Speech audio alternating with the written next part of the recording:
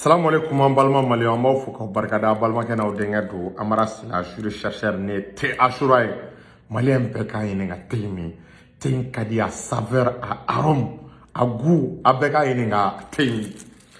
o tɛmɛlen kɔ n balimaw bi ka di kojugu Mali ye kabako fɛnw de sɔrɔ kabako minɛnw de sɔrɔ bi d'abord k'an ka serifukɛ fo Cheikh Tiami Aidara kabako fura tigi ala ye serifukɛ sɔrɔ kabako fura la fura minnu n'a ka ɲi bana baden ma tension diabète furudimi yɛrɛdimi kɔdimi serifukɛ ka numéro ye 78 78 03 03 a ye fura ninnu kɔrɔbɔ kabako de bɛ fura ninnu na o tɛmɛlen kɔ k'an ka belebele an ka kutubu n'an ka waliw fɔ n'o ye Cheikh Lassana Kanɛ belebele bɛ Segu ni Lassana Kanɛ tɔgɔ fɔra a kan ka mɔgɔ hakili jigin don min na ale de y'i kanto k'a i bɛ k'a ka daga bɔ mɔgɔw dala ko dɔgɔkun kelen ko i bɛ k'a ka ko banna pourtant dun kɛra o kɛcogo kelen na dɛ Lassana Kanɛ n'a y'a fɔ k'a ka Mugadam Abubakar Kamara fo Seydou Ba ka o fo ka autorité morale ka o fo o tɛmɛlen kɔ est-ce que y'a faamu an ka foli bɛ se Cheikh Sala Kanjalo Dilikaw ka fierté Sidi Moribo Kane ka Cheikh Sala Kanjalo ale de fɔ a ye Segu Dawuda Kane Jalo ye fo y'a fɔ Tubakura a ka foli belebele bɛ yan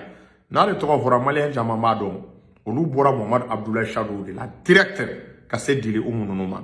o tɛmɛlen an ka partenaire filanan n'o ye Sinafɔkɛ ye Damsa Damsa furaw ka ye Sinafɔkɛ ka furaw ka ye Damsa muso dɔ ye témoignage k'a ka diabète fura la a lamɛn. Allo Anula somɔgɔw kɔri baasi tɛ yen Keita Sinafɔkɛ ka diabète fura nin fura in ye halala ye dɛ fura in ka ɲi fo k'a fɔ ko fura in ka ɲi wallahi fura in ka ɲi fura ye mun ɲɛlen ne de b'a dɔn ne tun tɛ sunɔgɔ sufɛ n bɛ sunɔgɔ ne tun tɛ dumuni kɛ sisan ne bɛ dumuni dɔw kɛ ayi ne bɛ daraka dun n bɛ tilela fana dun fura fana kɔni kɛlen don k'o to yen nin jabɛti fura in ala de b'a dan dɔn n'o tɛ jɔn tɛ se k'a dan dɔn o tuma ne bɛ min fɔ ye halisa aw y'aw banba kan ala ka si ni kɛnɛya d'aw ma ala k'aw bolo mɛn a la Sinafɔkɛ ka jabɛti fura in halala don dɛ jeli min bɛ ne na ne jeli jara wa fana kɔnɔboli dɔ tun bɛ ne na jabɛti fɛ su o su ne tun bɛ fɔɔnɔ fajiri o fajiri a y'o jɔ a ye kɔnɔboli nɔgɔya pewu k'a fusaya ne ma yɛrɛ de. Aw bɔra ka nin témoignage mɛn Sinafɔkɛ ka fura la n'o ye Damsa o tɛmɛlen kɔ an ka foli belebele bɛ se Asharafu Sharafa ma Asharafu Sharafa Buya Aidara n'an y'ale fo a tɔgɔ la an b'a ka kalanden dɔ fo n'o ye Mohamed Lamine Dawo n'a bɛ Kabala Zabiya la a ka foli o belebele bɛ yan an bɛ don an ka sujet kɔnɔ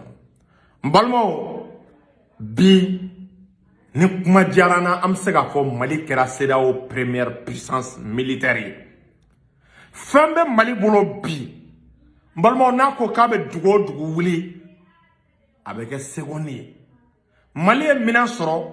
Mali ye duguci minɛn sɔrɔ Mali ye minɛn sɔrɔ Mali ye terroriste kɛlɛ minɛn sɔrɔ Mali ye minɛn sɔrɔ minɛn min b'a to molobaliya tɛ kɛ Mali la yanni diɲɛ wuli cɛ yanni lahara jɔ don cɛ mɔnɛ min donna an na 2012 ka sababu kɛ minɛntanya ye ko mɔnɛ banna d'ici le 31 décembre Mali territoire tɛ yen ko Mali tɛ yɔrɔ min récupérer n balimaw Mali labɛnna an kɔgɔra wa fɛn m'an bolo n balimaw ka sababu kɛ an ye fɛn min sɔrɔ bi an ye minnu ye an ɲɛ la aéroport Bamako senu na n bɛ min fɔ a ye fitinin dɔrɔn de ye fitinin ne ye minɛn ta sigiyɔrɔma 3 a ye min ye a ye kelen c'est-à-dire a ye kelen dɔrɔn de ye maliyɛnw ma hali ɲɛnama ye fɛn bɛ ninnu bolo Assimi ye fɛn san Mali ye wallahi sous-région na présenté kariya a kariya tɛ président minɛ sous-région na k'i b'a san i ka jamana c'est-à-dire k'i b'a san avion na k'a di est-ce que i y'a faamu i ka jamana kɔnɔdenw ma o de senfɛ i b'a ye k'a fɔ bi réception dɔw kɛra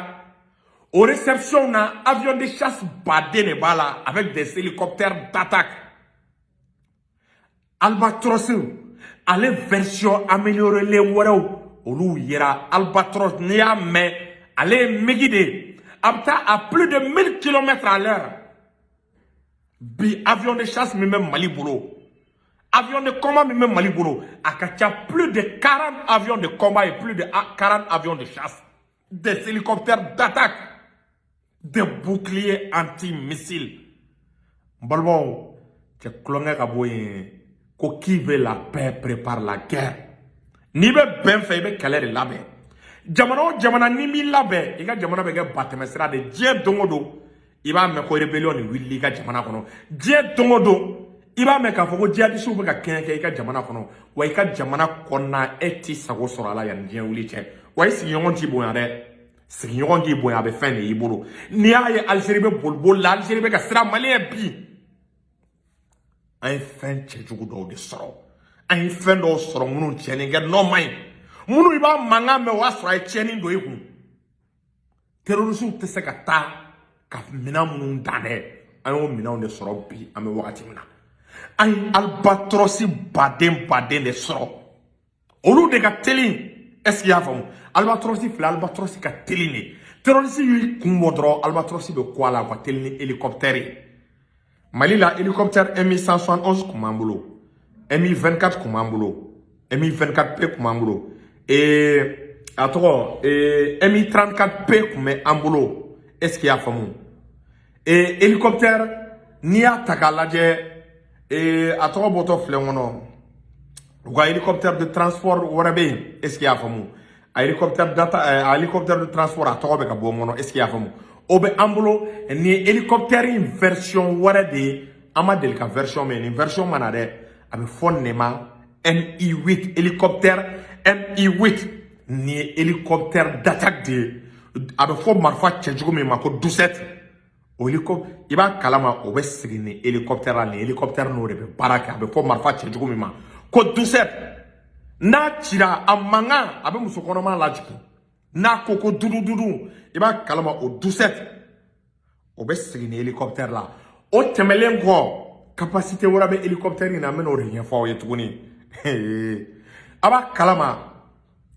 lance rocket o nani de be ni hélicoptère là ni hélicoptère kama a kereda flabe lance rocket nani de bala ce qui fait 8 lance rocket a lance rocket kilo bal munumbala a bal Allah tira kuru la avec kuru fara à traverser. Bal munumbala. C'est-à-dire a bal tisega do aramade faro kono ka toa kono ko tisega ke quoi. A hélicoptère ni a tiri la be iri yere kere. Imagine femme be iri yere ke. Femme be kuru transpercer no tira aramade me ke ketchuko jumena.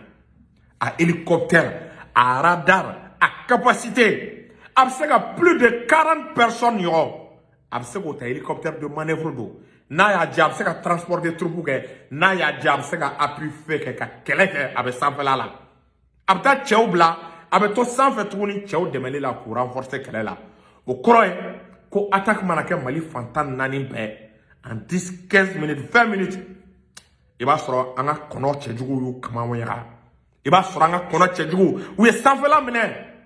kono munu nu tieni nga no mai e ba soro we sanfela mene ou ye sanfela ke ko jahanama be ka bo sanfela la ka jigi terroriste quoi tembalmo mena munu soro la mena tchejugo de do o temelengo iba kalama kana suko 25 akli tala suko 25 mi na tiena ni risuka pilote kele sarala oh a suko 25 a remplacer re Uni suko 25 badene nana. Ni lola suko 25 badene nana armée fait. Yoro dok me yelela. Kana suko chena. O ko suko chama nana aya fuye. Ore la jugu chama me deseka snogo bi. E chaw seka snogo. Suko nana wa me mi fo malion Fembe Mali bolo minambe Mali bolo mi ma yirana. Minambe Mali bolo aga girini suko 25 suko 25 te. Minambe Mali bolo aga grini albatros te hélicoptère te abe nunu benye fen tchejugu do be Mali bolo mi mayira yoro yan nincha drone soro ay drone lo baden soro wanga lo be ga continuer kana ma bande lo be ga continuer asimi kalikane ko Mali région armée de l'air ɲanama ka kɛ avion de chasse caman ka kɛ hélicoptère d'attaque caman ka kɛ cɛw ka kɛ bataillon ɲanamaw ka kɛ région si mago kana jɔ région si la k'u ka ɲɔgɔn dɛmɛ bɛɛ ka avion b'i bolo ni kɛlɛ wulila yɔrɔ o yɔrɔ i k'i to i ka région na i sigiyɔrɔ la ka kɛlɛ kunbɛn ka sɔrɔ i ma se Bamakɔ état major ma a bɛ fɔ o de ma l'autonomie aérienne an y'an ka autonomie sɔrɔ région bɛɛ bɛ ka militariser bi an bɛ wagati min kɔnɔna la Mali fantan naani bɛɛ bɛ n'ale kɛ avion de ye quoi avion yɛrɛ est-ce que y'a fɔ avion c'est-à-dire avion militaire bɛ ɲini ka caya ni avion civil ye an bɛ wagati min na donc mais min fɔ maliyɛnw ye a y'o hakili sigi d'ici le 31 décembre Mali kɛlɛ a film bɛ tourner est-ce que y'a faamu an bɛna film wɛrɛ la o tɛmɛlen kɔ an balimaw victoire et gloire tɔgɔ la Burkinakaw ye wele bila Seku Tunkara ma ko Seku Tunkara ka taa cu Burkina n balimaw ni fierté ye Burkinabɛw ye Seku Tunkara nafa dɔn Burkinabɛw ye Seku Tunkara ka baara kɛlen dɔn Burkinabɛw y'a dɔn Seku Tunkara o de la Mali faso kanu kama panafricain don o de la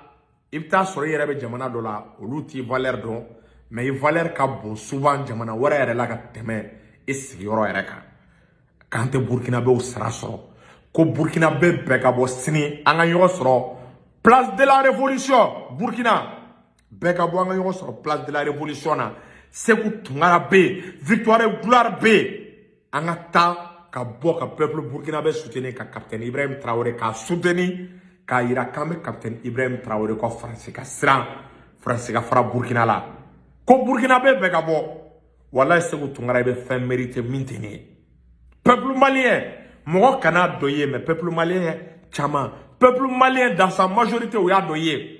wa africains filɛ k'a dɔ ye n'a ye autorités diya u k'a dɔn n'a u diya u kana dɔn mais diɲɛmɔgɔ y'a dɔn Seku Tunkara bɛ baara min na diɲɛmɔgɔ y'a dɔn anw activistes anw bɛ baara min na diɲɛmɔgɔ ye anw jɔda dɔn nin ye wasa dɔ ye nin ye fierté dɔ ye anw ma nin ye fierté dɔ ye victoire et gloire Seku taara o représenter an b'a fɔ wa ni mɔgɔ bɛ fɛ ka don victoire et gloire la i jija i ka ne contacter dans les jours à venir an bɛna directive di salamu aleykum